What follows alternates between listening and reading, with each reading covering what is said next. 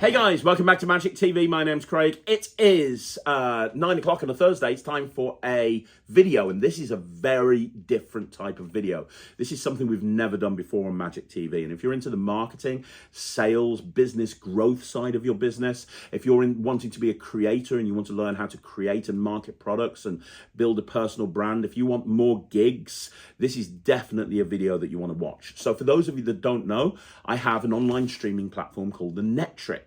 Now, there's 3 levels of the Netrix: bronze, silver, and gold. Gold has been locked off for over a year and a half now. You can't join. It's maxed out. It's where you get personal one-on-one tuition with me. Bronze is access to an absolute metric ton of tricks. And silver, you get the tricks. You also get marketing advice, business advice, growth advice. And you also get the VMCs. You get 4 VMCs a month. What is a VMC? VMC stands for Virtual Magic Club. And out of the 4 that you get every month, one of them is a masterclass with a magician. In the past, we've had people like David Jonathan, Carl Purnell, Justin Miller, to name just a few. And then the other 3 are VMCs on a different subject.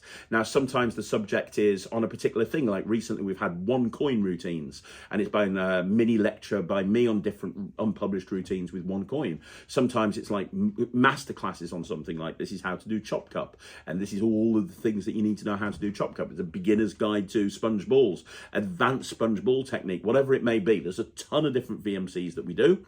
The most recent one that took place on Sunday, just gone, was a Q&A on business growth and every aspect of business growth. So we're talking about getting more gigs, building a brand, social media, creating, how to develop a brand as a creator, how to sell more product, all of that, everything, covered everything. And the whole idea is I had a bunch of people in there that were asking me questions, and off the back of the questions, I was answering them. The Q&A went almost 2 hours. And what happens with the VMCs, the virtual magic clubs, is once they're done, they get put into the archives where you can watch them afterwards. So, and that's happened right from the very beginning of the Netrix. So anyone who joins the Netrix on the silver level, they have access to every single VMC that's ever happened right from the very beginning. They have access to every single masterclass that's ever happened. So you want to see the Justin Miller masterclass or the David Jonathan masterclass, Carl Purnell masterclass, go right ahead. You get access to all of that, everything. You get access to absolutely everything. And it's very, very cool. Really is very, very cool, because you get access to all of that. And then there's new VMCs every single week. Well, what I thought I'd do on this video is I would take Sunday's VMC and I'll just post it on Magic TV for you for 2 reasons. The first reason is a lot of people ask me, both comments on YouTube and emails and messages, what's the silver level of the Netrix and is it worth it? So I thought by uploading a VMC, you're going to see the sort of stuff that happens on a VMC. Secondly, I'm getting a lot of people asking about advice on getting gigs and building a brand online, especially since I've done videos on SEO and I've done videos on business growth and how to get gigs and so on and so forth. So I thought I can kill 2 birds in 1 stone, and I can put the VMC up, let everybody see exactly what goes on in the Netrix. So for those of you that want to join the Netrix, you can do so by going to www.thenetrix.com. It's a monthly subscription, so you can cancel any time, although we've got a 0.01% cancellation rate, because most people that join never cancel. Every 2 weeks, 5 new routines go up and new slides go up all the time as well. And I think there's something like 300 or 400 routines on there right now, and about 200 or 300 slides, and it grows all of the time. In fact, next week my 3-card Monty's going up there, and I can't wait for people to see that. And then on the silver level, you get access to a bunch of other stuff, including the weekly VMCs. Without further ado, I'm going to play you the VMC now. This is the VMC, and it's all about business growth. Enjoy. There we go. So yeah, this is going to be all about business and marketing, and I'm hoping that the format of this is going to be taking people's questions and answering them. But if people don't have questions, I've got a bunch of stuff I can talk about. But ideally, questions that are anything to do with business and marketing. Now, it doesn't just have to be, It doesn't need to just be how to get more gigs.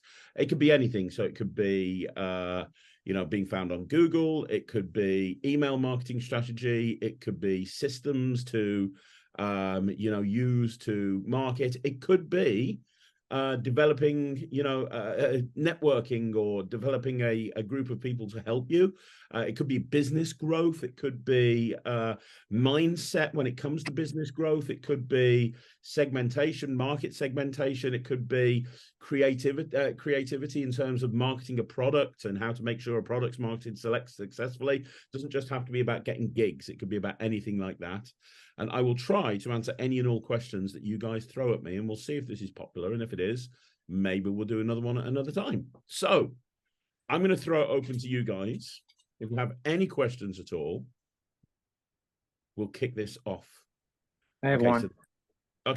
So the Queen of Diamonds and Chris James put their hands up at the same time. So the first person I'm going to go with is Ellie, because ladies first, Chris, no offense.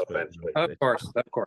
Always. So, and my wife, by the way, just bought me homemade chocolate cake.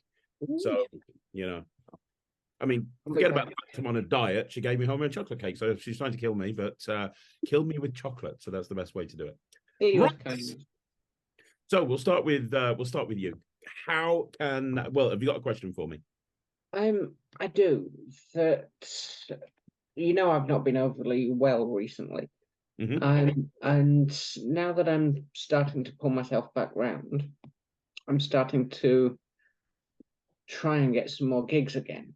But I'm particularly in my localish area. The way the climate is, I'm finding it slightly difficult. But I don't know really how to then move further afield to get the gigs further out. Okay, so when you say the climate, are you talking about the financial climate? Yeah. Okay, so first of all, and any advice I give you guys, I'm not having to go at absolutely any one individual person at all. It's just, this is kind of comes from experience of running a business for 20 years.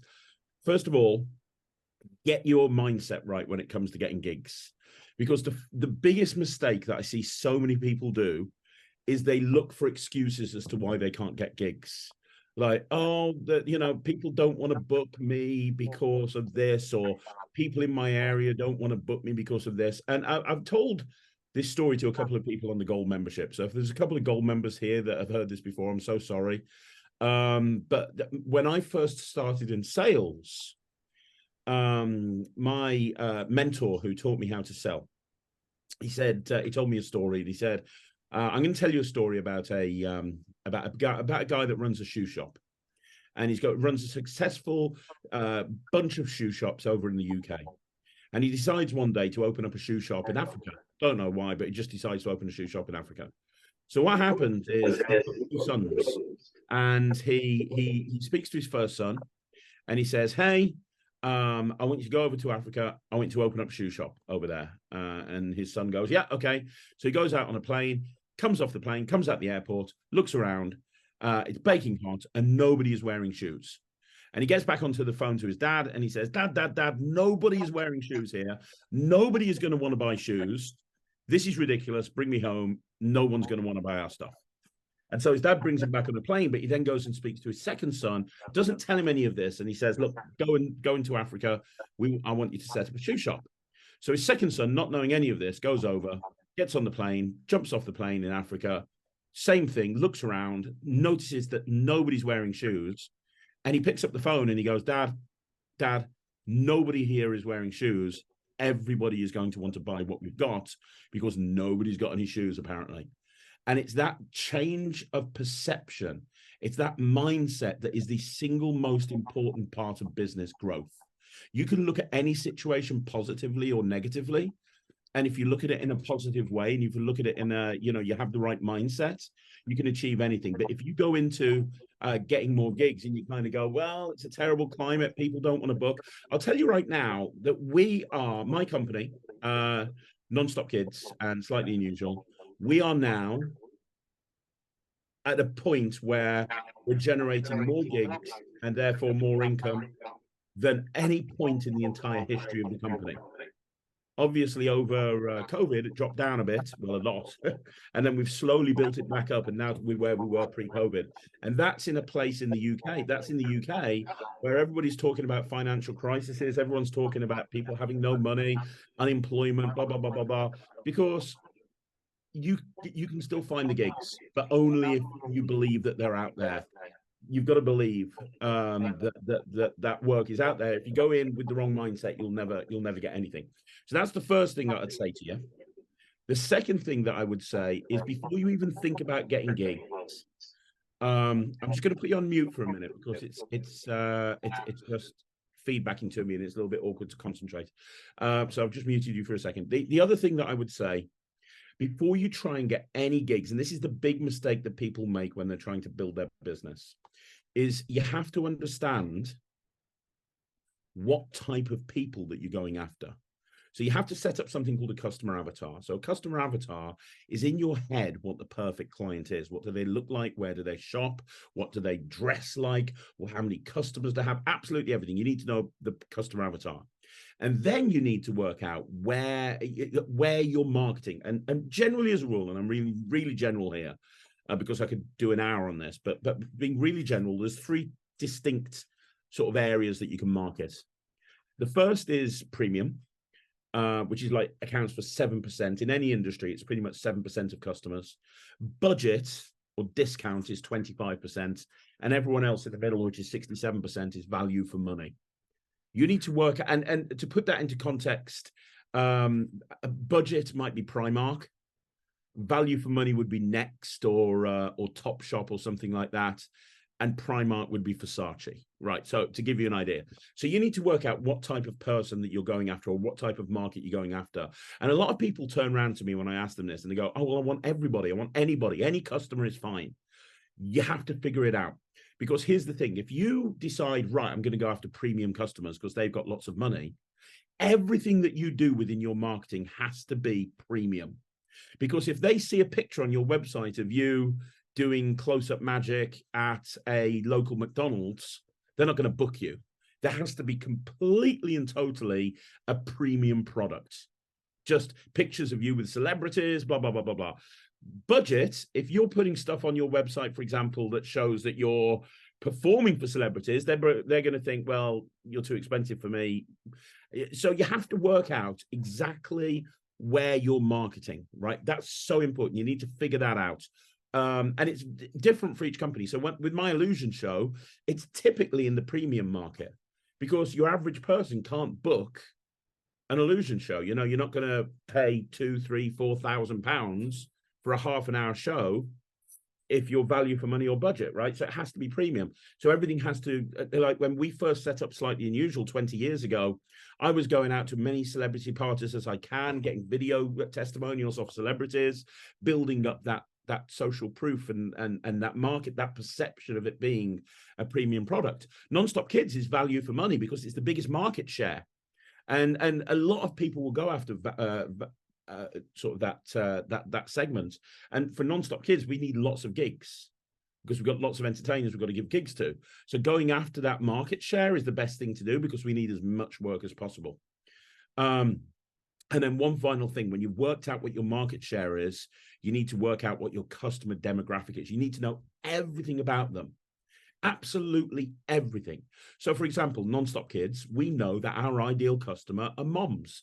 Dads just don't book kids' parties. Dads just don't. Moms do. So our target market are moms, but not just moms. Moms aged between 20 to 47, with obviously children, with an average household income of about £25,000 to £35,000 a year. And I could go on and on and on, but we know everything about them. So now that allows us to market specifically to that type of person. So if you look at the Non-Stop Kids Facebook page, you'll see that we put lots of memes on there that moms would find interesting. We do that because we know our target market is moms. So we know if we put a meme on there to do with like something to do with parenting, moms will probably like it and maybe even comment on it and maybe even share on it, which builds the engagement up so more people see us on Facebook.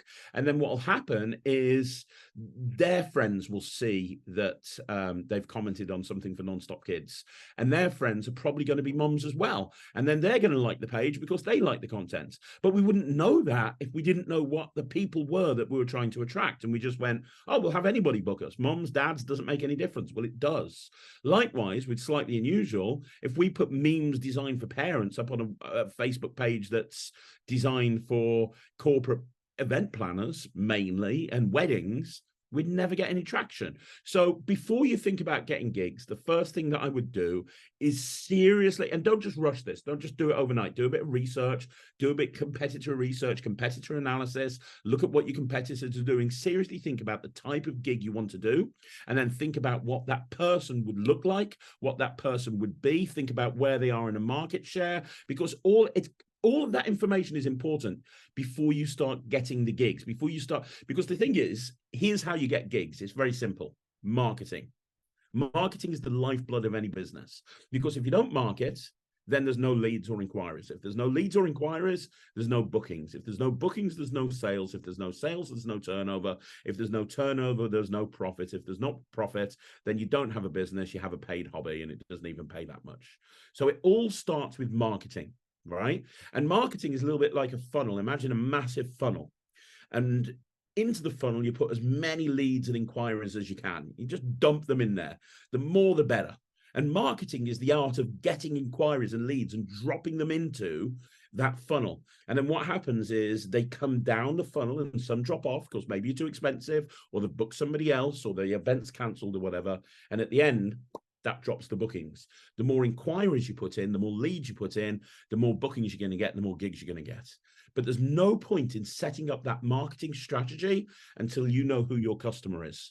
Because if you spend absolutely ages building up marketing strategies and you're going after the wrong person, it's ultimately going to fail. So you've got to put everything in place. First of all, you have to take your time to put everything in place. You have to build up so you have to build up an online brand. You have to build up a digital footprint, because these days, when people inquire, very, very simply put, they're going to do some research into you. You know, let's talk to everybody here. When you see a new magic trick, do you just buy it, or do you look for reviews from review sites and review websites? You're going to do some research into it, right? So it would be stupid to believe that people that were inquiring about an event would not do research into you. So honestly, ask yourself a question. What does your digital footprint look like? What does your Facebook page look like? How many times have you posted on Facebook?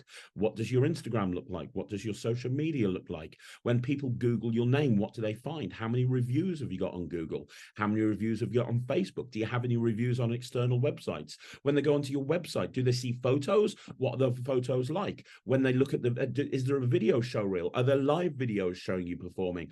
All of this stuff is important, because they're not just going to find you and book you. Anybody who's considering booking you, they're looking around at other options. If you don't look as good as the other people that they're comparing you against, they are not going to book you.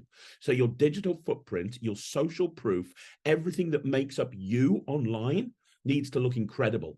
And if it doesn't look incredible, there's no point. Because if I tell you how to generate 100 leads tomorrow, which I could do, what's going to happen is you're going to take those 100 leads and not a single person is going to inquire. They're going to hit your website. They're going to look at you, but they're going to be looking at other websites as well. And they're going to decide on booking somebody else, because why would they book you? And I'm not saying you as in you, Ellie. I'm just saying you in general. You know, why would they book somebody who hasn't got a website, who doesn't have social proof, who doesn't have social media, when there's somebody else that looks absolutely incredible?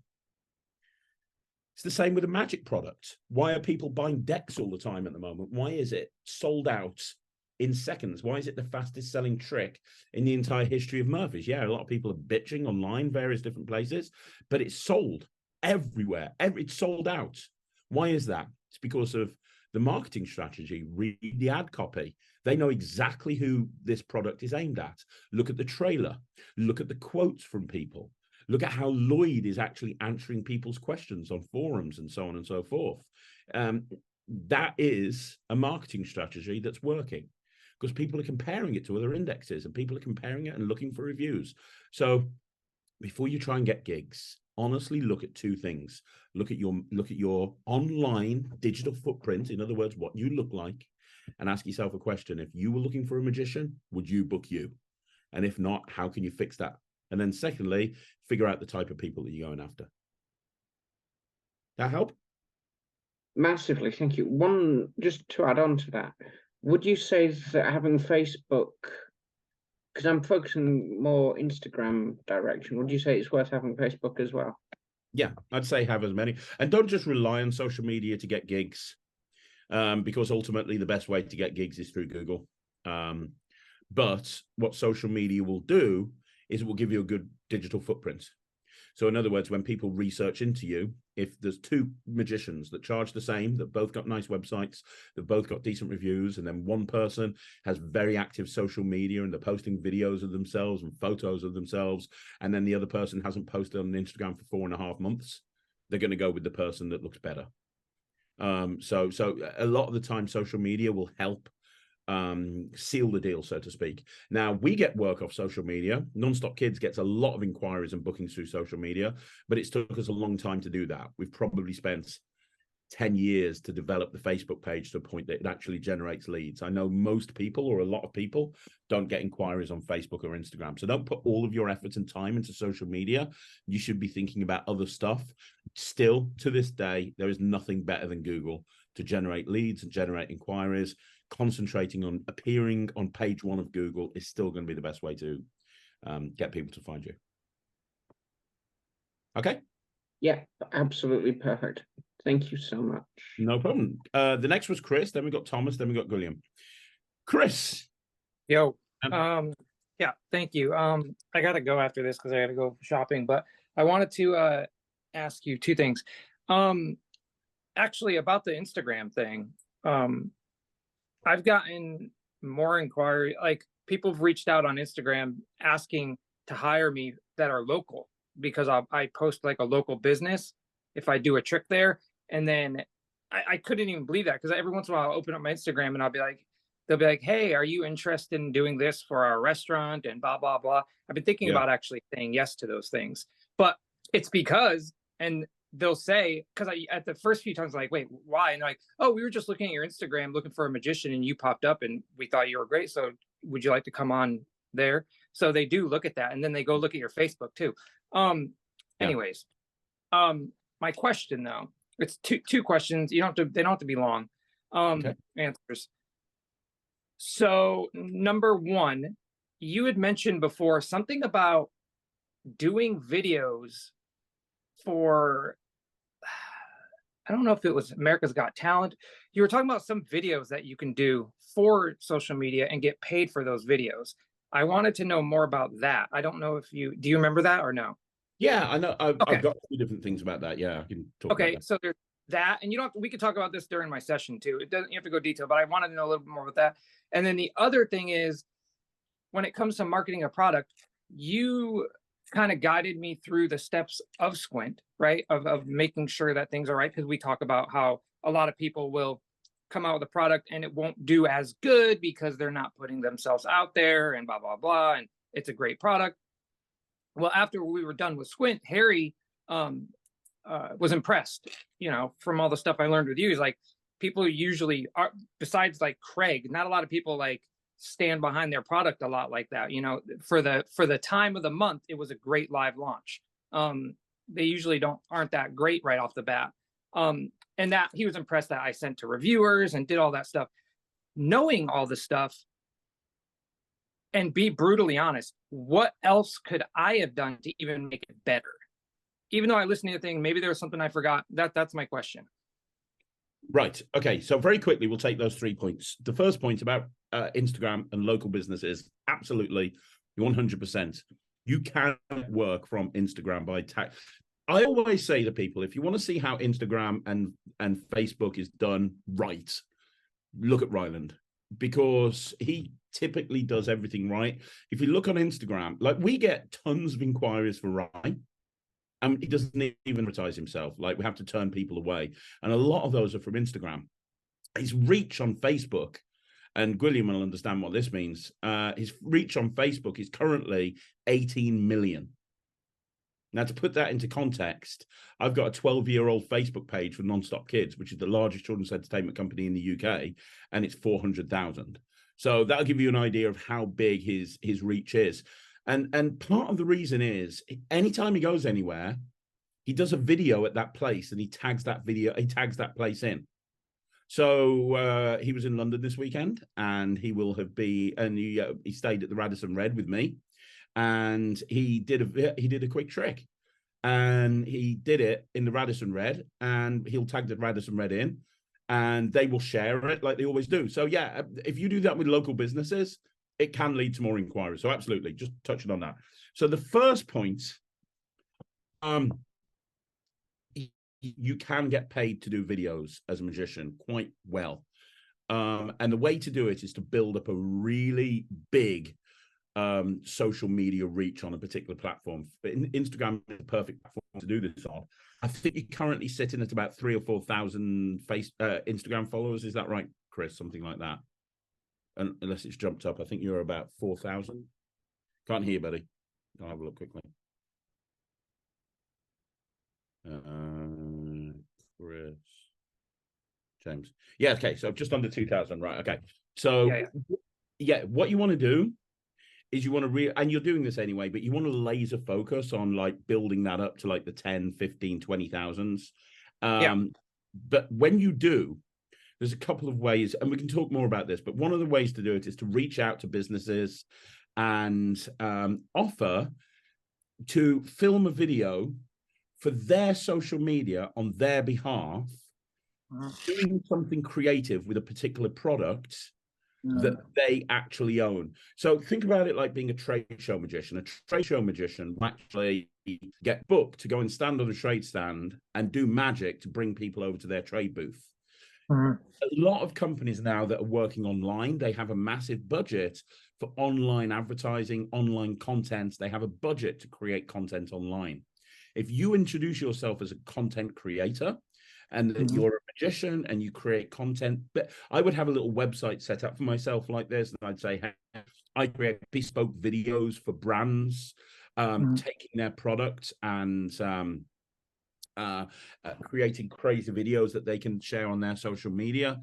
And you then contact businesses, especially smaller to medium-sized businesses that don't have the budget that big businesses do. They will snap your hand off.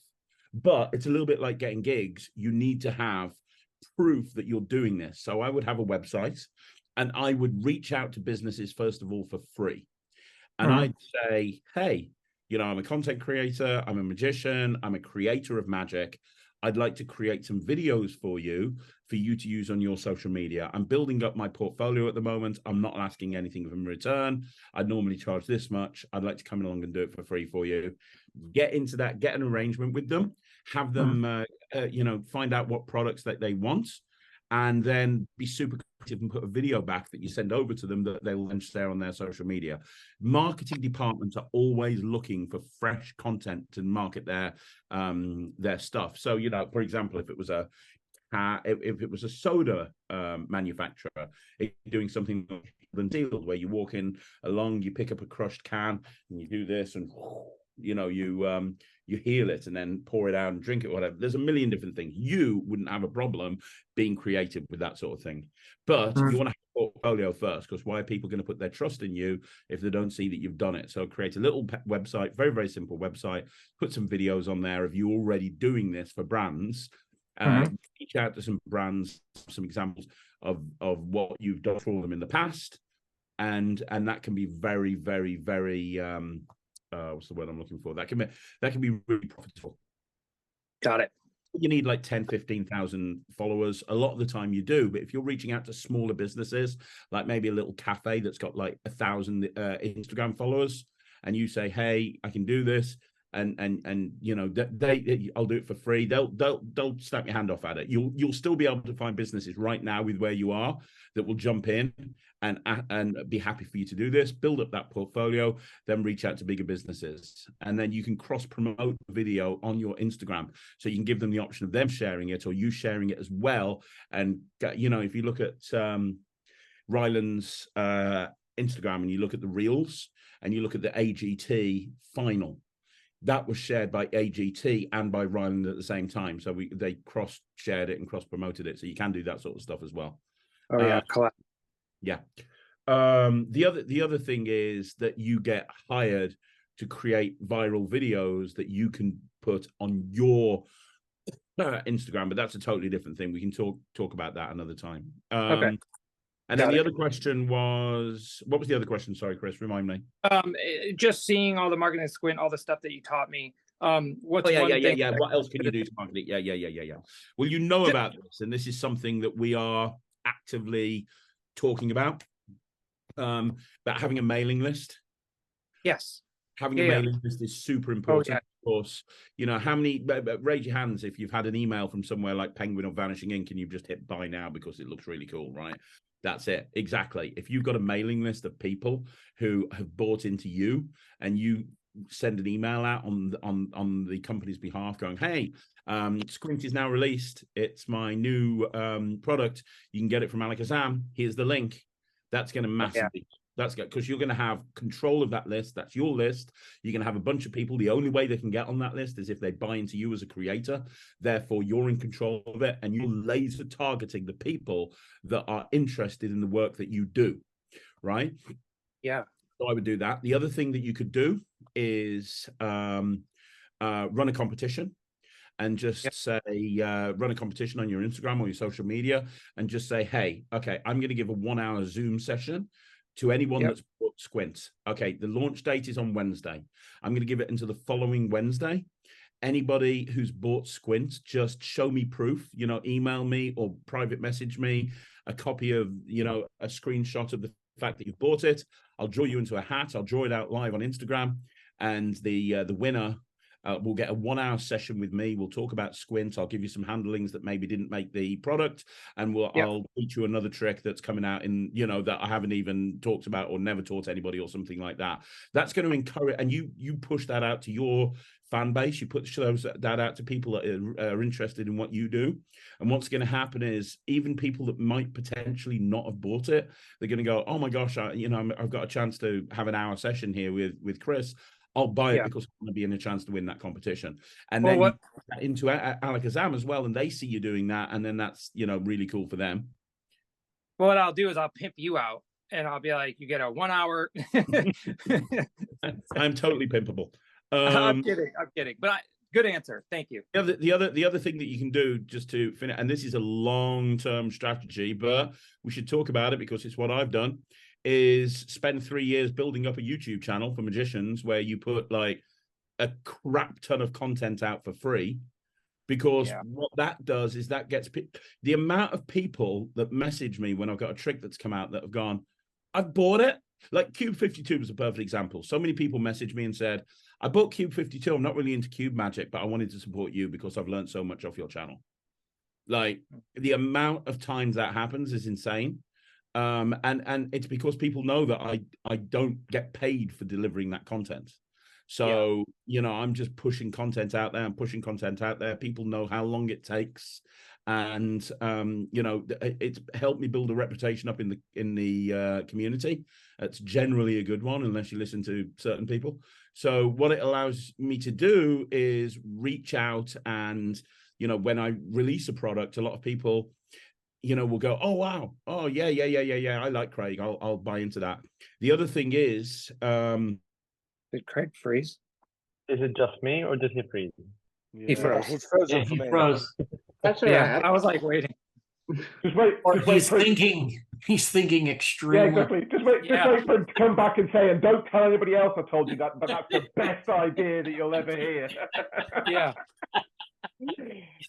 And you go, what did you say? What did you say? Oh, I can't remember now. But okay, come on, William. What advice have you got to tell us? Oh, he's back. There we go. Sorry, Andrew. For next time. I'm so sorry.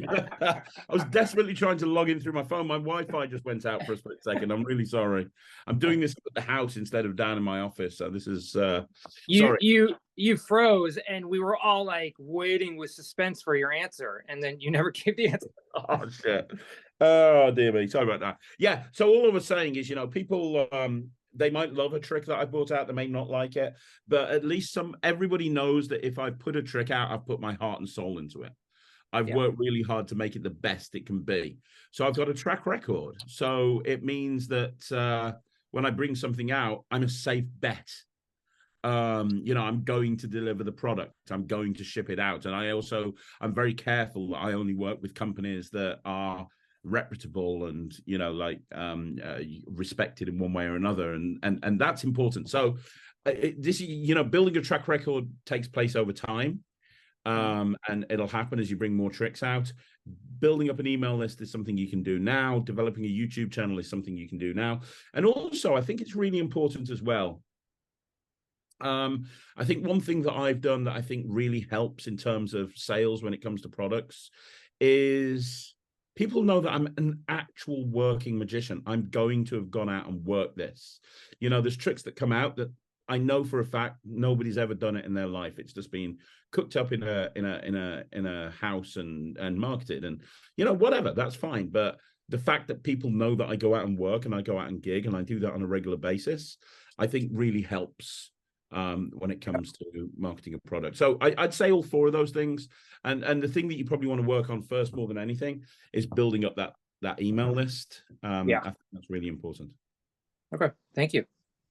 More than welcome. Not having sold a product yet, Craig, but I think also the thing is coming back to, you know, don't assume that all your sales, you know, a lot of your sales are going to be at the beginning, but actually you're kind of going back and reminding and finding opportunities to kind of reconnect people with the product later on as well. I think is really important, because there's definitely been products where at the launch I've not bought it, but actually just over time and stuff like that, and it just being reminded about it, and then suddenly it's clicked in my mind how I might use it, and the reminder just came in just at that right moment to prompt that, you know.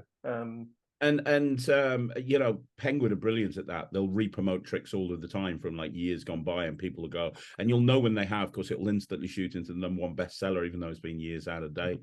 And the other thing is being on that subject as well, is being present, which is you know, like on when people ask questions, like on the Magic Cafe and stuff. Like I hate being on the Magic Cafe, but I want to be that guy that's answering all of the questions. Like there's a thread on Squint at the moment. I don't know if you've been on there. I didn't even know there was one. No, who started that? There's a thread on Squint on the latest and greatest. Oh God, I'm afraid to even look at it. No. It's all positive, but it's all positive. But I hate the Magic Cafe as well. But as far as I'm concerned, I consider it part of the marketing of a product, because that's, like it or hate it, that's going to be where a lot of people are going to take credit and try. There's going to be a certain amount of irony about this when it comes from me, but try not to get emotional when it comes to the product. Like at the moment, you know, Chris, that there's somebody that's trolling me all over the internet and all over Facebook, and he's trying to get a rise out of me, and I'm trying desperately to not rise to the occasion, because at the end of the day, the person in question is, without putting too fine a point on it, an absolute, complete and total nobody. And he's running around saying just the meanest stuff about me. And it would be very easy for me to do a video and be all defensive and do a 1-hour video going, you know, this is not true. And let me outline why it's not true in great detail. And literally, you know, like put him in his place. But what's the point? It's not going to make me look great at the end of the day. And, you know, draws attention to them as well, I think. Yeah, exactly. Yeah. It's free advertising. Exactly. I used to work with a bartender many years ago in the restaurant business, and he used to wear a pin. And if you've ever worked in restaurants, you know the power that a bartender has, right? They can make or break you. And his pin said, "True power is not having to respond." So when you were yelling at him for your drinks or what, I was like, sorry, I don't have time. So we all knew who was running that restaurant during those shifts. And it's the same thing with this Yahoo. If he's running around making a bunch of noise, you don't have to respond to him. He's going to choke himself out anyway. Exactly. 100%. You know, I'll probably make a video about the subject, just an advice video, but without referencing the guy at all, because that's going to you know, really mess with his head. And Lloyd gave me the best advice that I've ever been given, which is he turned around to me last time this happened and he said, you know, at the end of the day, Craig, you're about as close to like Tom Cruise in this industry as we've got. And he's like, everybody knows who you are. You know, if somebody was like moaning on Facebook, you wouldn't see Tom Cruise jumping into the comment thread going, hang on a minute. He's like, just ignore it, you know, which is true, although I find it hard to do that. But you are going to have people rip you apart, and you know that as well as me, because the same guy's targeting you as well. So just ignore it, you know, try your best. Did that help? I've made Chris James silent. No, yeah, you were talking to me. Yeah, I was talking to you. That was advice for you. Oh, okay, yeah, I was listening, but yeah, it helped. I'm on the Magic Cafe. Thank you very much. Oh, right, okay. No, it's all positive, man. Nobody's saying anything negative. No, mate. somebody said something like, "What? I can't stand these fucking people, dude. I swear to God." Don't worry about it, man. Don't worry about it. All right, it's fine. Just answer the question professionally and don't rise. Look at how Lloyd's handling it. He's like the expert at this sort of thing. He got trained by Satan. He got trained by Brad Christian himself, so he knows better than anybody. Right. So I think the next person was Thomas. Thomas, how you doing, man? I'm all right, thank you. I'm all right. Good. Yeah, it's just a little one. Well, it's actually two. One's from my wife actually, and one's from me. Okay. I was going through. I'd seen a video about marketing and how to get more leads and stuff, and it was just a quick video, and it said spend, I think it was 10 minutes a day commenting on other people's posts and interacting, because, you know, like, I don't know, say there's like a wedding venue, just go, oh, very nice venue, it's a great place, and then, you know, just comment on all these things, just 10 minutes a day, and that helps you out. Is that right or wrong? It's a very old school approach to marketing. Yeah. I mean, it seems a bit fake to me. It's basically virtual networking. The concept behind it is, if you're commenting on other people, if you're commenting, let's say you're a wedding magician, which you are, and you're commenting on other wedding suppliers, like Facebook posts and so on and so forth, they will see that and they will like it and like you, and therefore that's going to help them give you work. That's the basic concept behind it. And is it worth 10 minutes a day, or is there better things I could be doing? Look, the bottom line is it's not a waste of time, but I wouldn't bother, because look, at the end of the day, most wedding suppliers have their preferred people that they go to anyway, and that's based on who they've actually met at a wedding. You know, if I need to supply a caricaturist, I'm going to supply this person called Chris, who I've worked with for years, and she passes me work and I pass them work. There's certain, you know, there's people that you go to above and beyond anyone else. And ultimately, at the end of the day, the way that algorithms work on social media right now, commenting on, well, put it this way. If you put a Facebook page, if you put a Facebook post out and a wedding dress shop liked it and said, oh, good post, you might like their page, Thomas. You might do. You might go, I like their page. But there's a massive difference between going and liking their page and then then the next person who rings up to book you for a wedding going, by the way, have you got your wedding dress? Because if you haven't, I'd recommend these people who have just liked my post from an hour ago. You know what I mean? It's like, there's better ways to increase your engagement on social media. So I wouldn't bother doing that if I were you. Yeah, I didn't think it would be I thought the same. There's way more important things that you could spend 10 minutes a day doing. Was that your wife's question? Was that your No, question? that was my question, because I seen it the other day and I thought, should I do that? Well, I don't know. I was like, does that really work?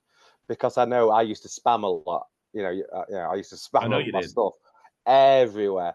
And I told you for a short period of time it'll work, and then it'll stop. Oh, it did work. And then all of a sudden, Google just Facebook hated me, and then you wind up everybody. You know what I mean? It's like, oh, you start. I got blocked for 2 weeks, and I had to use your wife as my admin. But yeah, second one was Holly said to me this today, because she asked what I was doing on the computer tonight, and she says, "Has Craig said anything about TikTok? Because I'm on Instagram. Why aren't I doing TikTok? Should I be doing TikTok?" So she thinks there's a bigger reach on TikTok.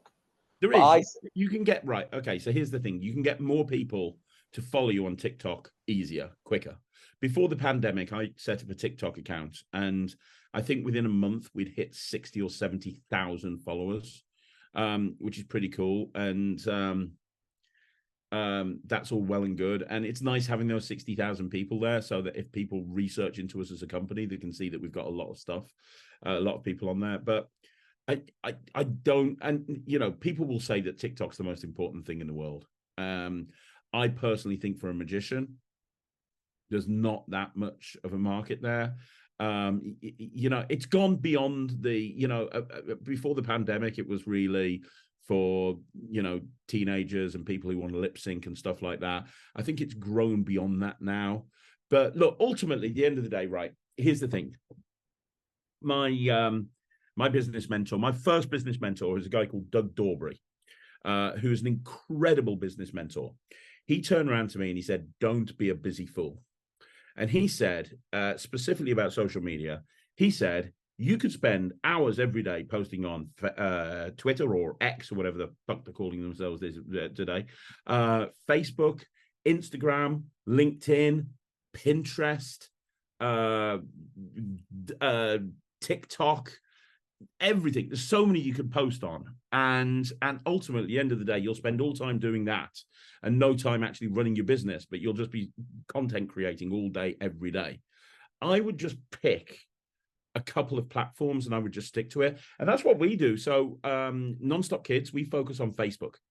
Nonstop Kids focuses on Facebook. That's what we do. Magic TV is YouTube. Like, that's kind of what we do, right? Ryland is Facebook, not Instagram. People think it's Instagram. It's not. It's Facebook. His reach is way bigger on Facebook than it is on Instagram. But what we do is we post new videos on Instagram, and then they get put into this piece of software called Meet Edgar, who then posts them on Facebook. And people go, "Oh my God, how can Ryland post so many videos?" Well, Meet Edgar posts the videos. He never actually physically posts on Facebook himself. We just take the videos that he's put on Instagram and we put them on Facebook, and he has 3 videos going up a day on Facebook. So his reach is just through the roof. But really, Facebook's the platform that he gets all of his reach from, not Instagram. So pick a platform, you know, whichever platform that you want to use. Ultimately, at the end of the day, all platforms are good. If you're into corporate, do LinkedIn. Absolutely. If you're a networker and you want to build up a networking organization, you know, and you're networking, you want to build that up online as well, LinkedIn is a fantastic place to do it. But I wouldn't spend too much time on too many platforms. The one thing that I will say, and this is something that we try to do as much as possible, and it's very true. And the first person to do this was a guy called Gary V, which I'm sure you've all heard, Gary Vaynerchuk, is repurposing content. So what I mean by that is, let's say you wrote a blog, right? Because I know you write blogs. So you write a blog, that's one piece of content. If you share it on Facebook as a blog, that's 2 pieces of content. And by the way, if you can carry on sharing content over and over again, if it's evergreen. Perfect example is Ryan. Yeah. The videos that he posts, the videos he posts are just being posted again and again and again, but it gets a different audience every time. So you take the blog, you then share that blog on Facebook. You share that blog on X. You share that blog on LinkedIn. Great, that's 4 pieces of content. Then you take some of the content out of that blog, key things that sound really good, and you make 4 or 5 Instagram posts just made up of that particular sentence, with a link through to the blog, and you post them on Instagram. Well, there's now 8 pieces of content. Then you take those same screenshots that you've designed for Instagram and you put them up on LinkedIn as well. Well, there's 12 pieces of content. Then you put that on Pinterest as well. That's 16 pieces of content. Then you take that blog and you make a vlog out of it, a shortened version with a different title called, and you create a vlog about it on your YouTube channel. That's 19 pieces of content. Then you take that vlog and you embed it into a blog, and now you've got another blog.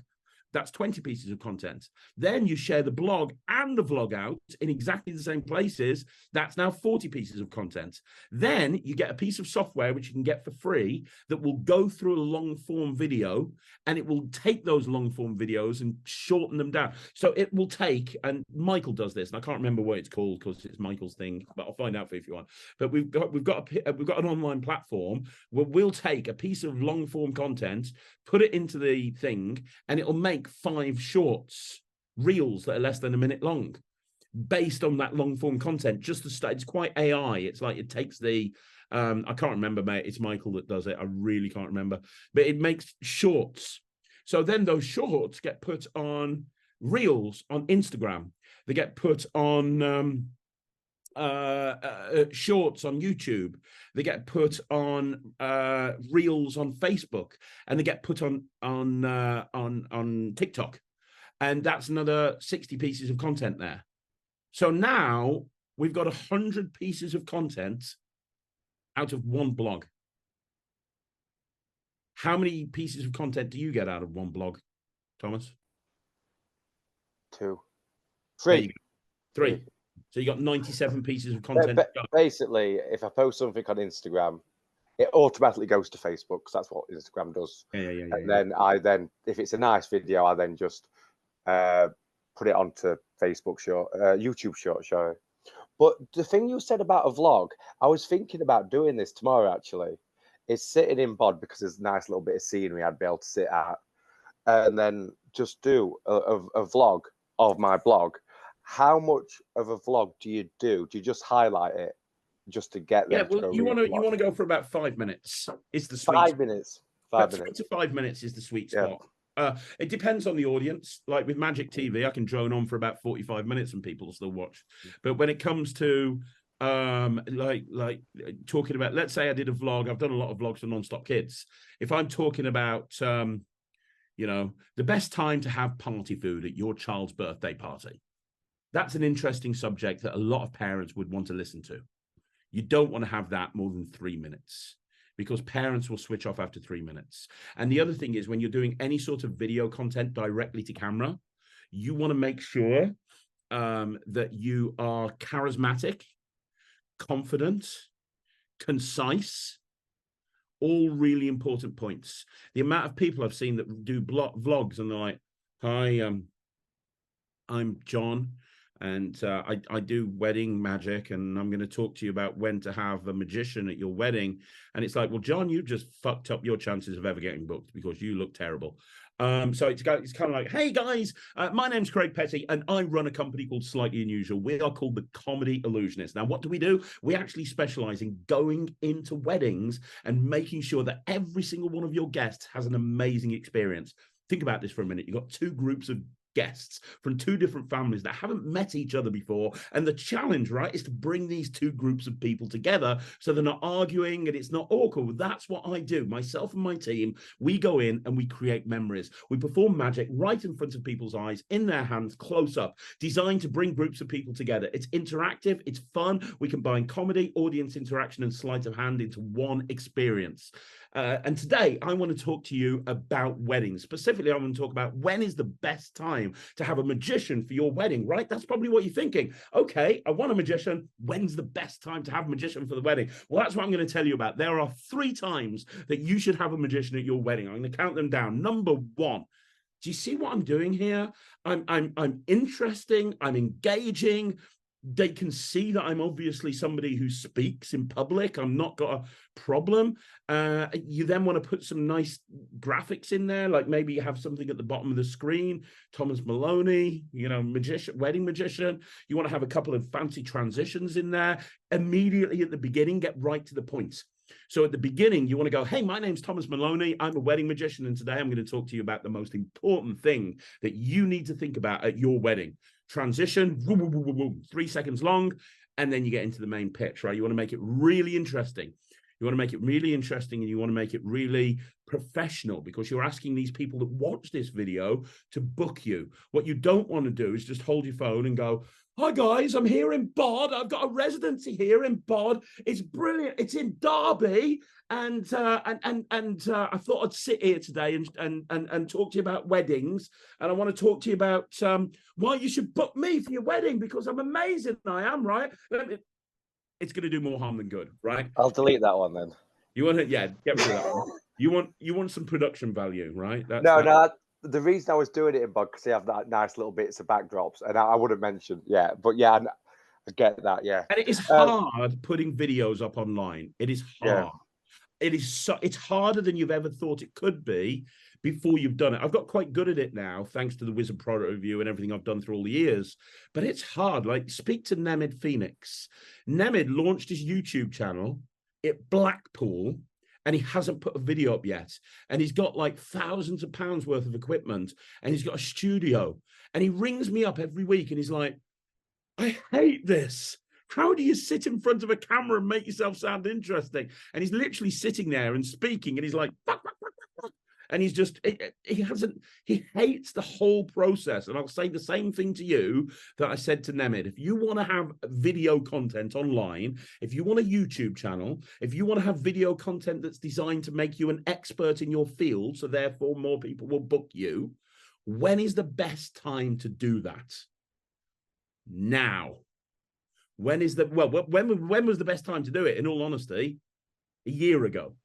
When is the next best time to do it? Right now. And that's the biggest thing that will kill a business: procrastination. Putting stuff off that you haven't done. You need to just get on with it. Would you put the vlog on? Would I put it on all my platforms? Stick it on YouTube. Stick it on YouTube. Stop blowing your load. Don't just shove it everywhere all at once.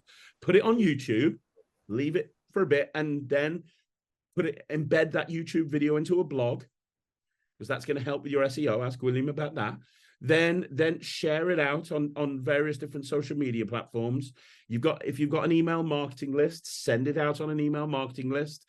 At the end of every week, send them a video updating them, or send them an email updating them on videos you put up online or whatever it may be. And don't be disheartened. That's the other thing. The first video I put on Magic TV, the first probably 100 videos had 10 views, 15 views. Nobody watched it. Do you want to know why so many people say they're going to do a YouTube channel and then they give up? It's purely because they don't see immediate results. Everybody wants to be a YouTuber. Everybody wants to be an expert in their field. And what happens, I'm using YouTube as an example because I know YouTube inside out and back to front at this point. When you put a YouTube video up, you're going to get 10 views. That's it. And a perfect example is one of my favorite magicians of all time, Adam from Vulpine Creations. You know Adam, like, he's amazing, right? And if you look at it, he set up a YouTube channel about 2 years ago off the back of mine. He saw what I was doing and he put a YouTube channel together for Vulpine, giving people advice. And it was really good. Him and his business partner sat there and they were going through marketing advice and business advice and speaking advice. And like, I think he got like 50 views, 60 views, 40 views. And then and if you look back at last year, I put his channel as one of the best YouTube channels in Magic. I put it at number 3 or 4 because it was amazing advice. And then I noticed he hadn't posted anything like that for 6 months. And I was like, oh, what's happened? And he's like, oh, nobody was watching it. I gave up. And this is a guy that runs a really good company. And he just gave up on doing it because it's a waste of his time. He's like, I could be spending more time doing something else.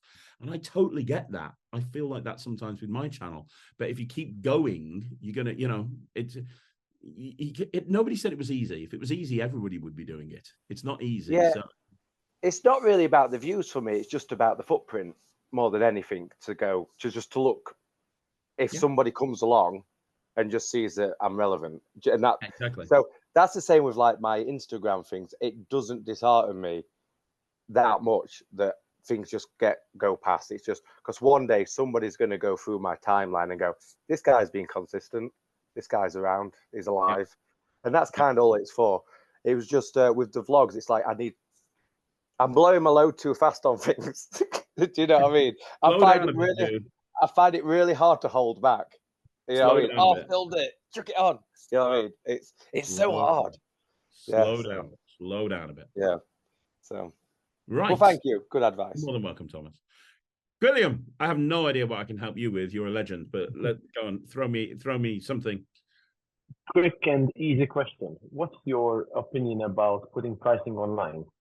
So I always shied away from putting it online because I This always is- feel that I'm stronger when a client contacts me. So, but I'm because I can, pitch it very well and sell it. But the problem is I get a lot of time wasters of people just asking for the price. Mhm. So I So want to hear your thoughts. So this is a question that splits the magic community right down the middle. Some people say yes, put your pricing online. Some people say no, don't put your pricing online.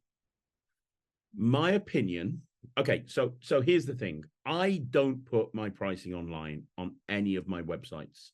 Not for my own personal website, not for Slightly Unusual, not for Non-Stop Kids, not for anything. The argument I've heard, the only argument that makes sense that I've heard as to why you should put your prices online is it eliminates people that are wasting your time. So what I mean by that is, if you've got your prices online, then what's going to happen is people are only going to inquire with you if they're okay with the price, and therefore they're most likely to book. Now, that's true. However, it is going to reduce the amount of inquiries that you get. Unless your prices are very cheap, which is probably unlikely if you're putting your prices online, but unless your prices are very cheap, then what's going to happen is you're going to get less inquiries, you're going to get less leads. Because people know, if people are price shopping or they're comparing, and even if they're not price shopping, but they're comparing 3 or 4 magicians, and they're comparing 3 or 4 magicians that have got their prices online, and you're coming in at the most expensive and you all look pretty good, you're not going to get the inquiry, you're not even going to get the lead, right? So it's going to get less inquiries. Now, that's not a problem if you are happy with the amount of leads that you've got going in. So I would say if you're a one-man band magician and you're turning work away left, right, and center, and you have more work than you can handle, and you keep saying no to people all the time, put your prices online, because you're going to see a dip in your inquiries, but people are still going to book because they're booking based on the prices that you're giving them anyway. And it's just going to make your life a lot easier because you're not having to deal with time wasters. From my point of view, and my point of view is a very unique perspective, I run an entertainment company. We do about 18,000 events a year just with Non-Stop Kids. We need as many gigs as we can possibly get. And I have a sales team, and their job is to sell people on Non-Stop Kids. We have so many people that contact us going, hey, I need to know your prices. Can you, or they ring us and they go, hey, can I get your prices, please? I'm looking for blah, blah, blah, blah, blah. And whenever anybody rings us and says, or emails us and says, hey, I want your prices. And this is a huge tip, by the way. The first thing that we say is, well, hang on a minute. We need to just check to see if we're available. Because at the moment, the mindset that they have coming into it is this company needs me more than I need them. So I'm just going and get their prices. And by saying, well, hang on a minute, we need to check to see if we're available, that's called fear of missing out, or FOMO. Now what's going to happen is they're going to be thinking, oh my God, hang on a minute, they might not be available. Never thought of that before. And then you hear them go on the phone, oh, it's the 19th of November. Oh, okay, well, let me just check. It's looking like a very busy day. What area are you in? Oh, I don't know. We might have nothing on, but it's still going to be a very busy day. I don't know. Oh, maybe we can sneak it in. Maybe we can't. And now all of a sudden we're using all of our impulse factors. We're using our greed, our indifference, our fear of loss, our tone of voice, our impulse factor. We're using all of this online to shift them from the mindset of, I want a price, and therefore they don't care. And then what we're doing is we're shifting them to, oh my God, I really want this company.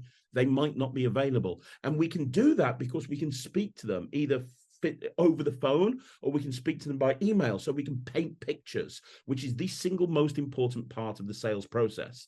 The most important part for me of the sales process is figuring out what that person's pain is and offering a solution to that pain before they've even realized that there's pain there to begin with. And what do I mean by that? I mean, understand why people are ringing up, understand why people are emailing, understand why people are contacting you.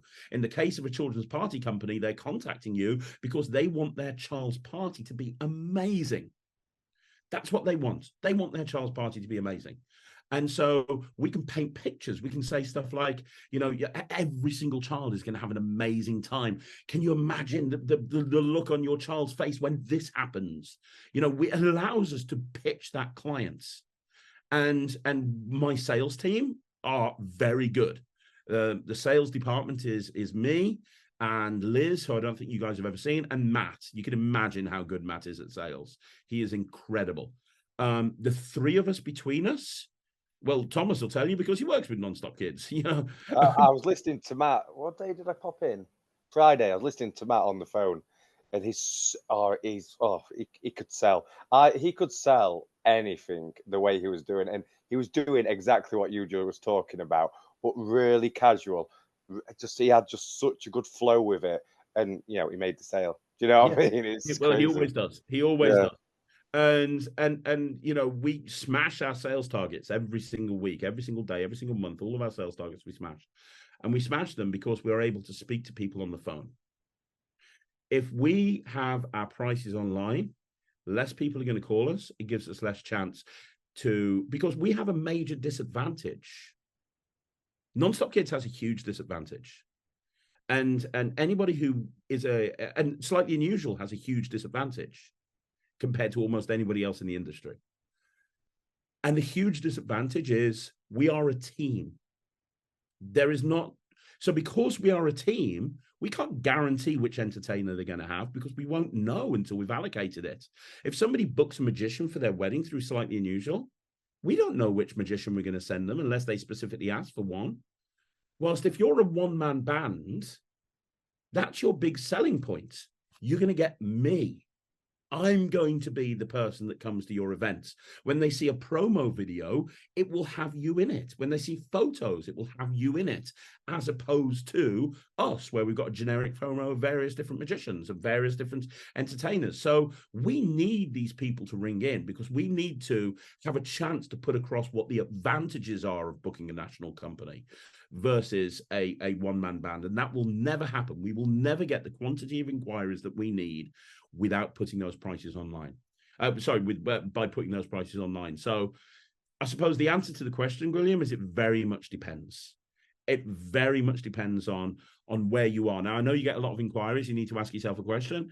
And I know you're very ambitious. What I would do if I were you, when you get to the point, and you might already be there now, but when you get to the point that you've got too many inquiries, yeah, you could put the prices online, but I just put your prices up and then just carry on doing what you're doing, and then the inquiries will drop down because you'll price yourself out of a certain audience. So then you just start doing it again and again and again, and that's how you get up to that really high level. But I wouldn't recommend for you or for most people putting your prices online unless you're getting so much work you don't know what to do with. You don't want to put your prices up. You're happy where the prices are, and you just want an easy life.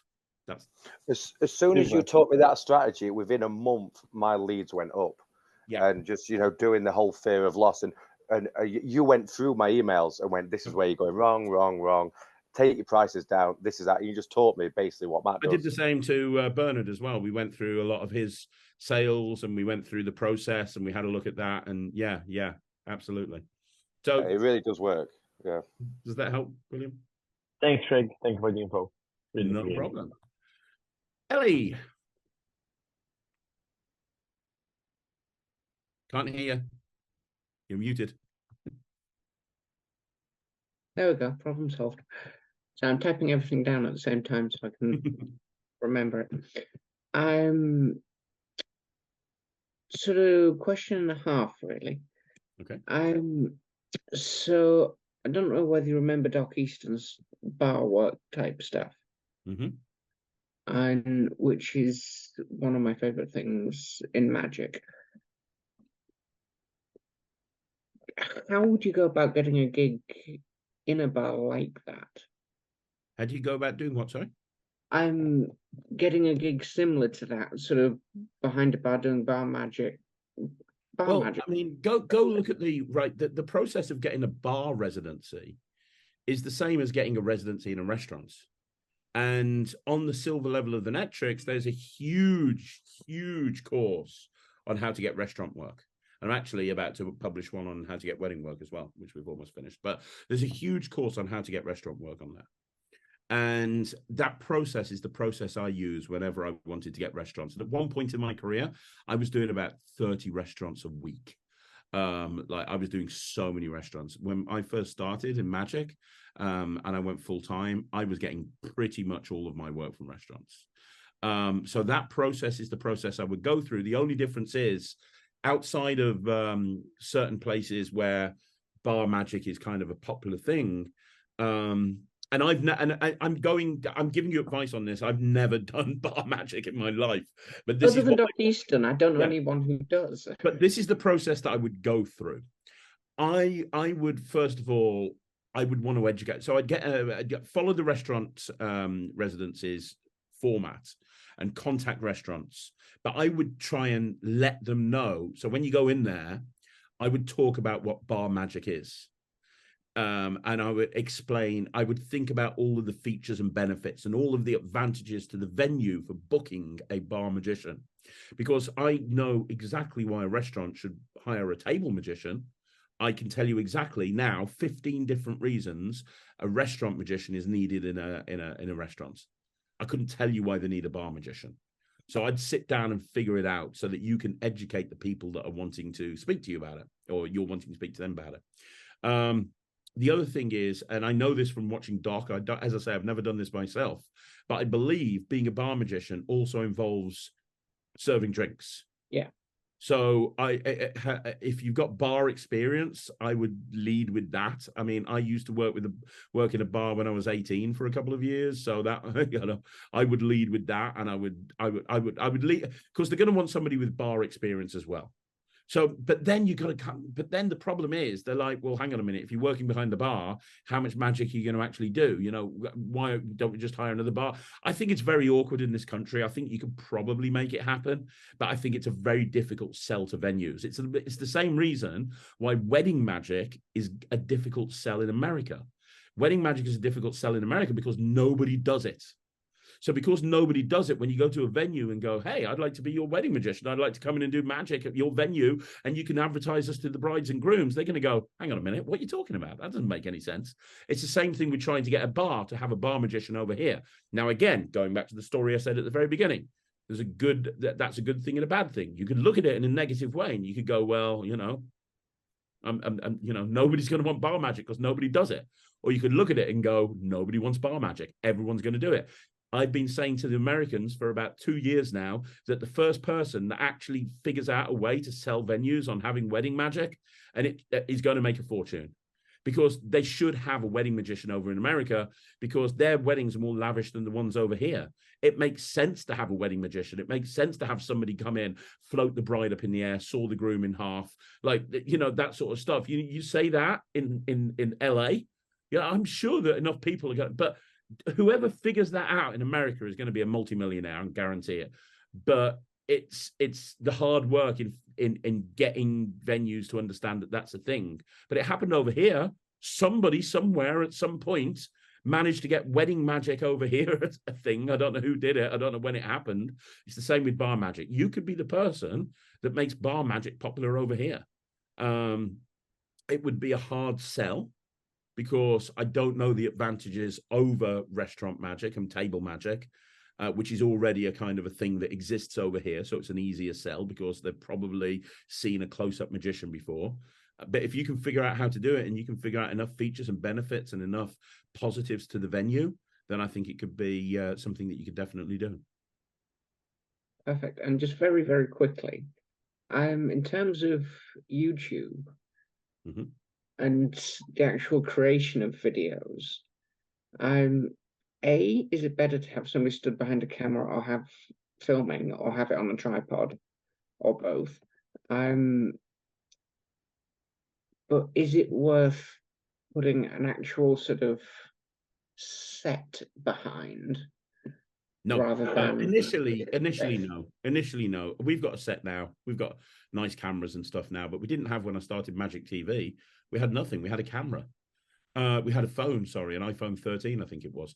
And that's all we had. You know, I speak to so many people that are trying to set up YouTube accounts and they make every excuse under the sun. I'm going to start doing this YouTube account when I've got a really nice camera, when I've got really nice mics, when I've got really nice lighting. But you know what? You can start the YouTube channel now and then you can improve that later when you start getting, you know, revenue from it that you can plow back into the business and so on and so forth.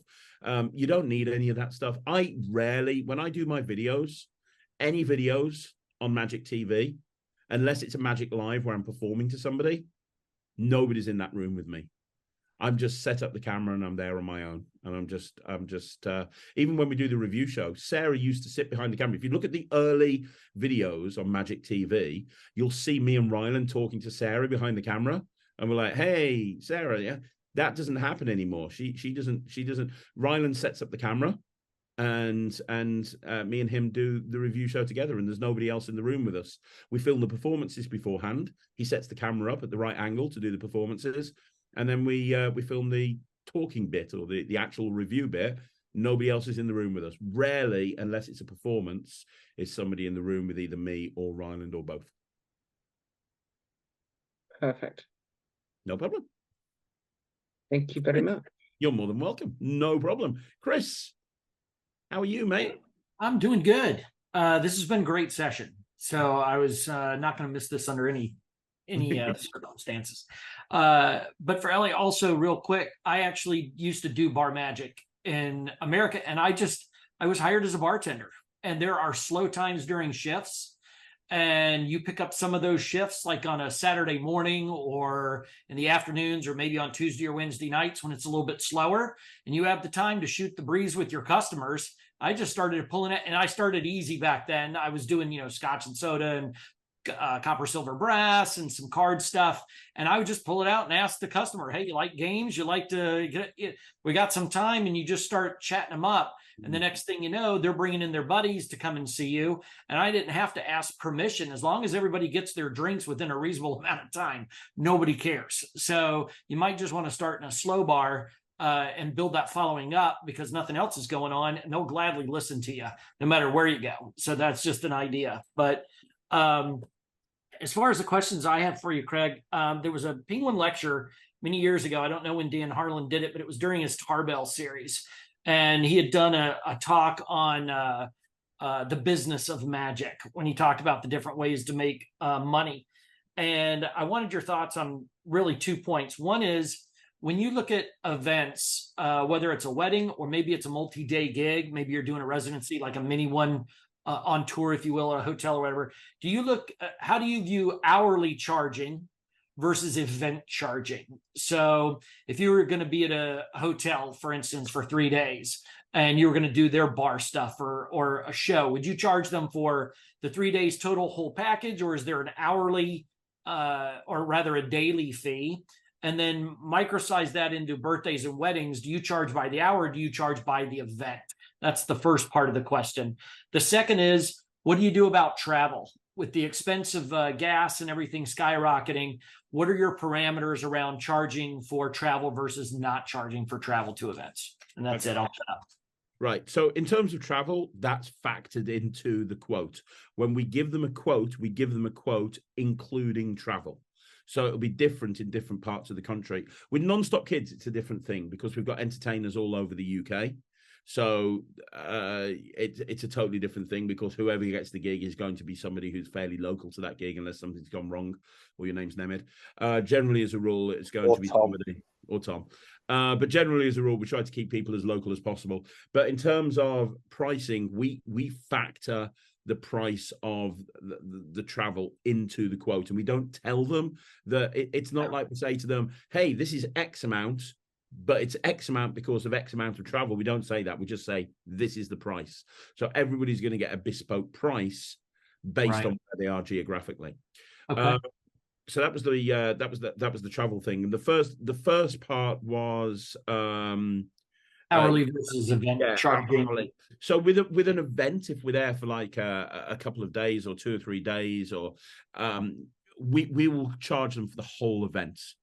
Now, if they want a breakdown of costs, we will happily provide a breakdown of costs.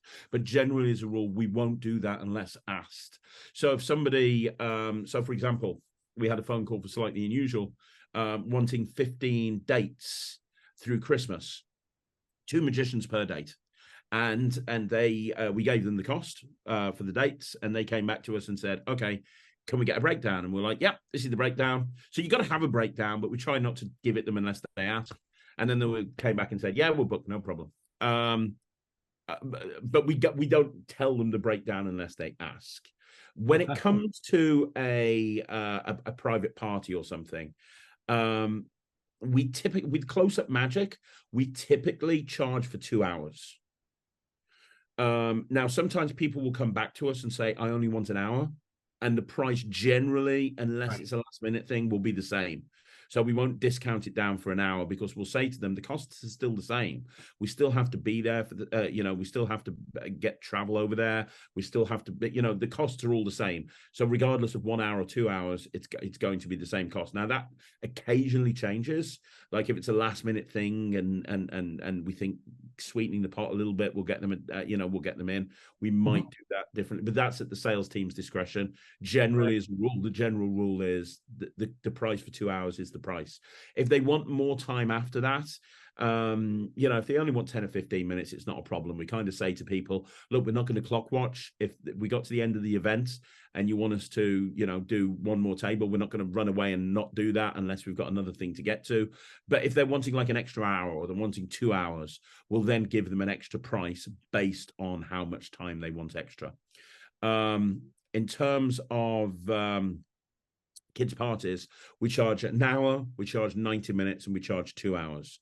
And we push people towards the 2 hour price. So the difference in price between 1 hour and 2 hours is nominal. And the reason we do that is because we know our entertainers would rather do a 2 hour party because they're going to get paid more. We'd rather do it. To be honest, actually, in head office, it makes very little difference in terms of profit margins, whether they book an hour or 2 hours. But we would rather have a 2 hour party because we want our entertainers to have 2 hours, because we know that they would rather have 2 hours. So we push everybody, and part of the sales team's job is to push people towards a 2 hour party instead of an hour. Even if they ring up and they go, well, you know what, I only want an hour or 90 minutes, we'll then sell them on why a 2 hour party is a better option. Some of that 2 hours for adult entertainment versus the kids, because obviously an 8-year-old for 2 hours, it's going to be bouncing off walls. So no. So the business model for Nonstop Kids is it's a complete full hour, 2 hour party package. So let's say that so we typically have a disco on arrival. That's the first 15 minutes. So as the kids arrive, it's just music playing and lights. Then we do a show, which is about 40 to 45 minutes long. Right. Then the parents feed the kids, and we do some simple balloon modeling at that point for about 20, 25 minutes. And then we sing Happy Birthday, which is 5 minutes. And then the last half an hour are party games and things like that, where we're getting them dancing around and doing games. So it's actually the first 15 minutes they're just running around. The next 40 minutes is a show. Then the next sort of half an hour they're eating, and then the last half an hour we're playing games. So it's a complete 2 hour. And that's why, and one of the biggest things we ever did as a company with Nonstop Kids, one of the biggest things that we did to differentiate ourselves from anywhere else, is we branded that package, because we've got lots of package, but that's our most popular package. We branded it the hassle-free package, because we realized from doing competitor analysis and doing market research, we realized that the biggest pain point for parents is, oh my God, I don't want to, I know I have to run a birthday party, but I don't want to do anything. So we called it the hassle-free party, because it allowed us to say, hey, it's called hassle-free because we do everything. You don't have to do a thing. You just feed the kids and hand them the coats on the way out. And immediately we've sold people on it then, right? So yeah, it's a 2. So we push people towards the 2. And that's that there's a guy called Ken Dine who brought this idea out called the Ninja pricing strategy, which is a great strategy for pricing. And it's a way of pushing people towards one particular price. And you can do that we do that in the, so when somebody's inquiring for a corporate event, we'll give them a price for one magician. We'll give them a price for two magicians for close-up. So we'll give them a price for close-up magic for one magician. We'll give them a price for close-up magic for two magicians. And then we'll give them a price to have the all singing, all dancing illusion show. And, and we'll say to people, the illusion show is a 3-person show, which it is. We've got 2 magicians and we've got one other person. Now, that one other person is the person that goes in the box. It could be Kat, it could be Kimberly, it could be Ryland. Somebody's going to go in the box and come along as part of that show. Now, the price, the special offer that we give people is if they book the illusion show, they get the 2-hour close-up magic package free. Yeah, makes sense. Now now the cost of that is built into the cost of the illusion show. Absolutely. Yeah. So it's a massive jump between 2 close-up magicians and an illusion show, but it allows us to say, hey, if you book that illusion show, we're going to do the show, but we're also going to do close-up magic. Now, but by doing the show, we're going to have 2 magicians tied up being there anyway. So why not? And we're going to have to be there before the event begins anyway, because we can't set up halfway through and lug boxes in. So we're going to have to be there anyway. We're just going to be sitting around doing nothing. So why not offer them the cost of the close-up magic and get more people to go on? And also, anyone who's done stage will tell you that it's far easier to do a stage show once they've seen close-up magic than if you're just going onto stage cold. So we that's an example of kind of taking the ninja pricing strategy and using it to our advantage. Okay. And in terms of how many versions of Happy Birthday we sing, I've got a playlist on Spotify with 567 different versions of Happy Birthday with literally every single person's name on it. So I just click the right one and let them do their thing. Thanks much. No problem. So who we got now? We've got he's gone. Where's he gone? I had Andreas, but there he is. Andreas, you jumped around my thing. How you doing, buddy? What's your question? You need to unmute yourself there, buddy. No, I did. There you go. You good? Yeah, no, I did. Great. So thanks. I think I'm being a nerd, a layman nerd. I've never done gigs and things like that. So I have no idea what a price tag might look. So just if I ever plan to build a business, if I ever plan to advertise myself, I need to know a range, an area, an expectation. Okay, what I would do, and some magicians frown at this, but this is what I would suggest you do. I would do what we call competitor analysis. Now, what a competitor analysis basically is ringing up all of the magicians in your area that you want to perform in, or sending an email to them from an email account that's got nothing to do with you, and just going in there and saying, hey, I've got an event on this date. How much do you charge? Now, magicians will tell you that's a bad thing to do because you're being very underhanded and you're trying to find other people's prices. And in a way, that's true. However, this is why I think it's fine. 2 reasons. 1, if you ask a magician what their prices are, they will lie through their teeth to you. They will inflate it by probably 2 or 3 times because it's a dick measuring contest. If, however, you put an inquiry in, you're going to get the actual truth. The reason you want the truth is you don't want to underprice yourself and come across too cheap. You don't want to overprice yourself and be too expensive. You want to come somewhere in the middle. And where in the middle very much depends on your experience. If you've not got social proof or a digital footprint or a website or a good show reel, maybe you want to go further down because you haven't got the assets that you need to compete with the people that have been doing it a long time. If you have got that stuff, let's say you're moving into a different area and you've got all of that, brilliant. You're probably going to be at the higher end. That's a decision that you need to make. But by knowing the range of prices that the magicians are charging in your area, you're just trying to make sure that you stay within that pricing structure. So magicians will say, oh, you shouldn't do that. It's underhanded. But it's not really. It's just that you're not trying to devalue yourself or anyone else in the market, and you're not going to get the truth at all if you actually ring them up and go, hey, I'm a magician in your area. How much do you charge? They're not going to tell you, or if they do tell you, they're going to overinflate it because that's what magicians do. Yeah, and do you differentiate between your child entertainment hourly rate and your... Yeah. Children's entertainers tends to be a little bit cheaper. like way cheaper. But again, that's something you can find out as a competitor analysis. But you yourself, you're sending the same magicians around, right? Or are they different level? But it's all different. Like, so I've got two completely separate companies. Yeah. I've got Slightly Unusual, which is an entertainment agency for corporates and weddings, and I've got Nonstop Kids, which is an agency for kids entertainers. Thomas works for both. So, for example, Thomas might go out and do three events in a day. He might start off at a kids party under Nonstop Kids. Then you're going to go under maybe another kids party under Nonstop Kids. Then he might end up at a corporate event. I'm like Superman at a gig. Yeah. I go in as the kids entertainer, go into their bathroom, come out suited and they're like, whoa, what's happening? Exactly.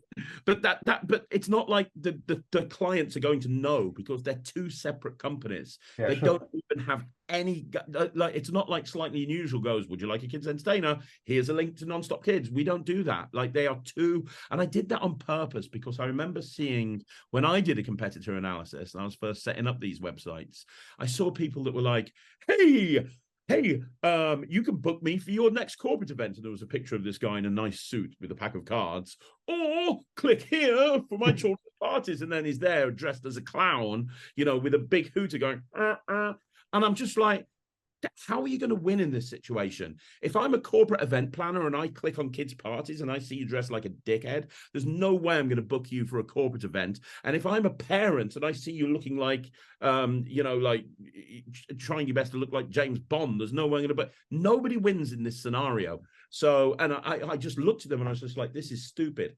So I kept it as completely separate as I could. And that's even though I do kids' parties. I do kids' parties still now. I do them all the time. Love doing kids' parties. But I'm never going to promote the fact that I do kids' parties anywhere unless it's on Magic TV and I'm giving people advice, because I don't want the person that's booking me to I'm hosting a conference on Thursday for like 500 business people. I'm hosting a conference on stage and doing a cabaret set. I don't want them to know that 4 days ago I went out and made balloon bottles for a bunch of 4-year-olds. Fuck that. It needs to be completely separate. So, yeah, makes no difference. Yeah, makes sense. Does that help? Thanks. Yeah. Good stuff. Right, where are we now? We've got Thomas has raised his hand again, and Ellie has raised her hand. Thomas, you go first. Mine's gone blank now. Mine's gone blank. The answer is yes. Yes. What was I going to say? Let Ellie go, and I'll try and remember. Shall I try and read your mind to remind you from here? What you got, Ellie? Same subject, but different angle completely.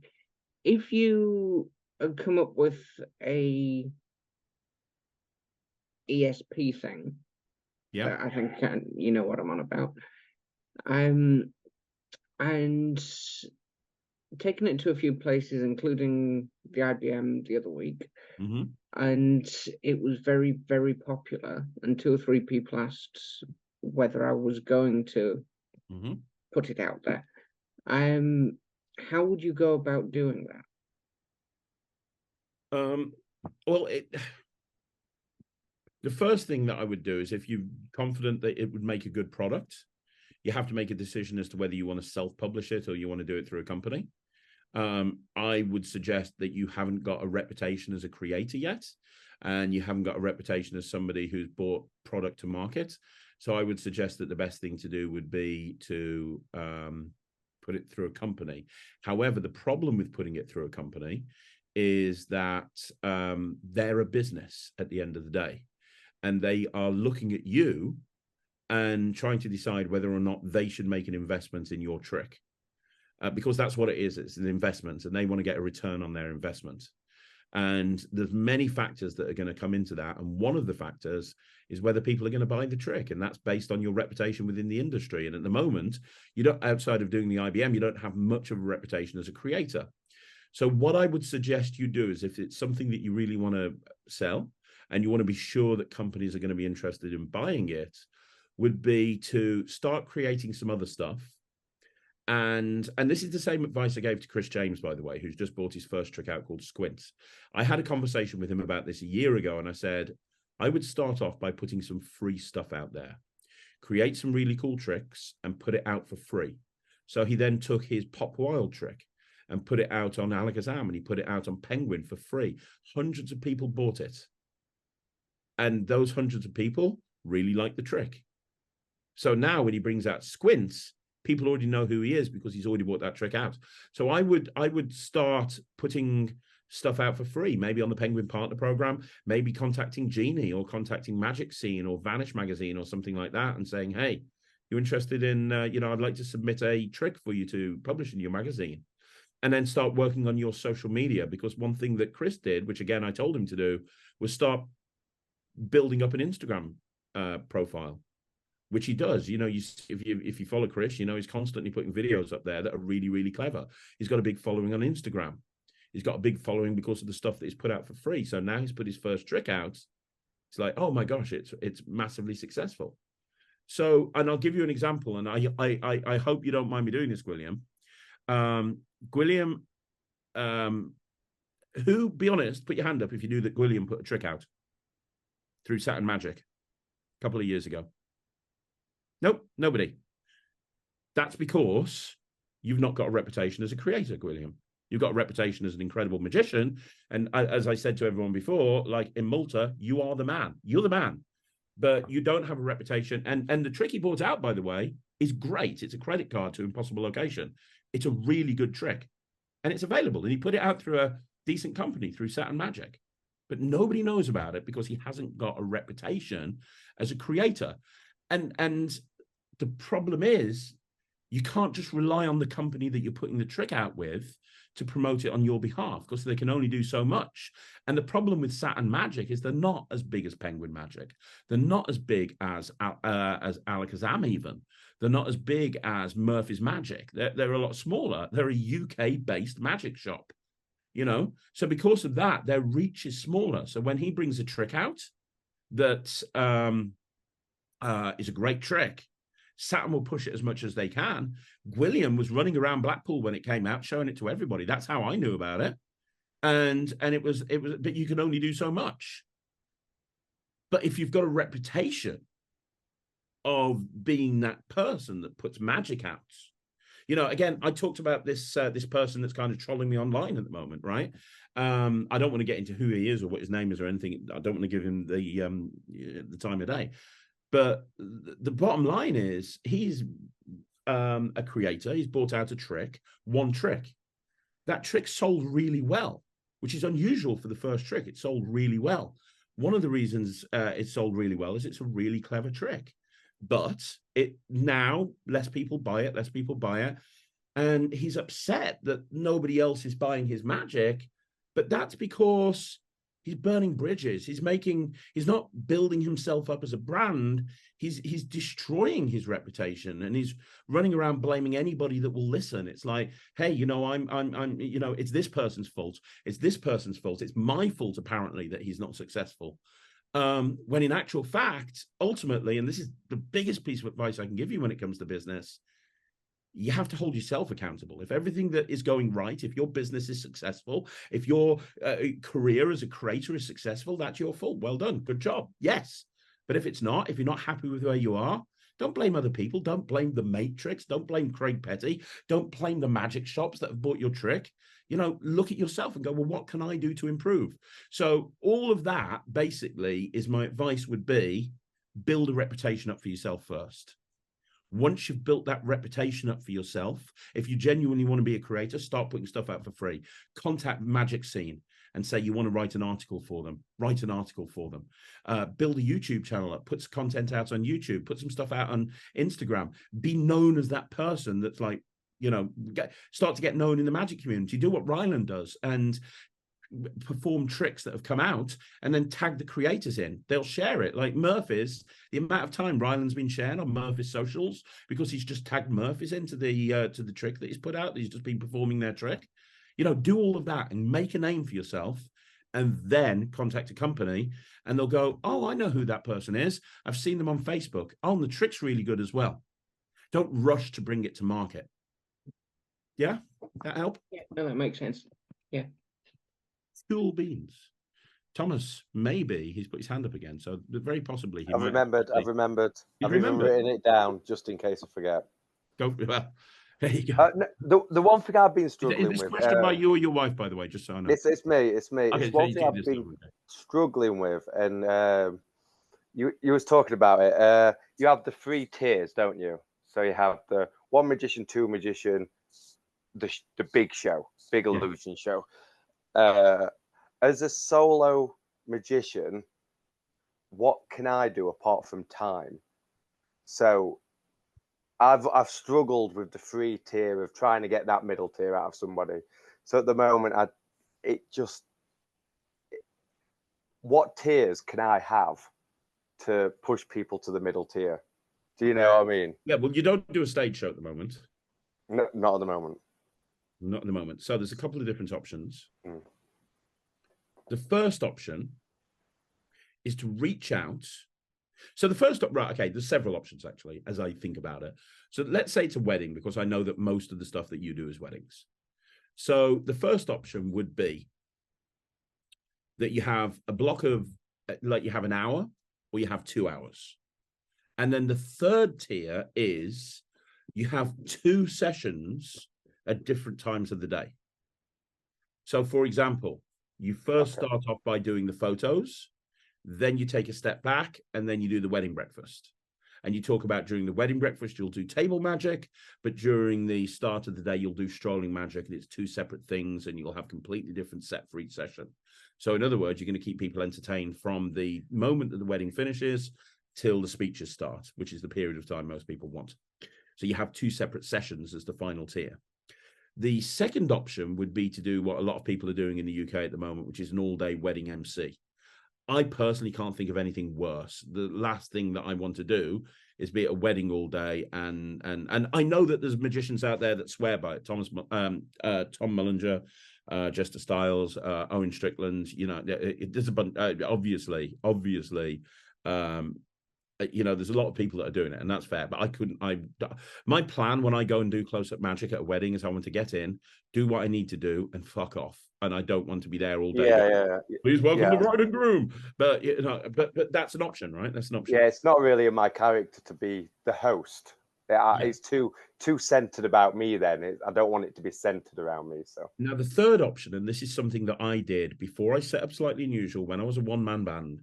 I used to do this. Now, I told you earlier on, I don't promote kids' parties on my adult website. My very first website was called Magic for Hire, Magic numerical for hire, which I always thought was a very clever URL until I realized that it fucks Google completely and it's just dreadful, but that's why it doesn't exist anymore. But at the time, I was doing a lot of work on my own, right? And I had another website called Kids Love Magic, which was a kids entertainment company. And I kept them separate, like I said. But here's what I did. When I got an inquiry for a wedding, I love that, Andrew. I love that. Yeah, we could saw the couple in half or something. Although here's a true story. Slightly Unusual do have a funeral package. We do. We got a lot of people. Non-stop Kids sent me to a funeral. Yeah, we have a lot of. We realised that we were getting a lot of inquiries for wakes because it's a celebration of life. So they want people to be entertained. It's not, and we actually had so many that we actually put a strap line together, which is on the website. Slightly Unusual. We put the fun in funeral. So that was the best marketing slogan I ever came up with. I use that as my thing. It's like, when I'm handing my business cards out now, I do bar mitzvahs, I do stag do's, I do funerals. Honestly, I've done a funeral before. Yeah.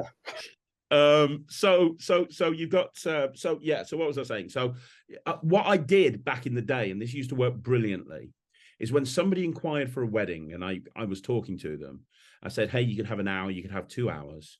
And I said, the other thing is I don't promote it, but I'm actually an incredible kids magician. And if you book my tier 3 package, I'll come along and do close-up magic. And then I'll take the kids to one side and I'll spend an hour with them doing a magic show and balloon modeling in a separate room. Now, let me explain why that's a good thing to do. Again, it comes back to the pain point for the bride and groom. The pain point for the bride and groom is they've got groups of people that they want to bring together. The close-up magic sorts that. But if you're doing a wedding. A standard wedding is drinks reception, then they're going for the wedding breakfast, then there's the speeches. And the speeches can take up to an hour. The speeches, by the time the speeches have happened, the kids are bored senseless. They are literally bouncing off the walls at just the time where you want them to shut up so that speeches can happen.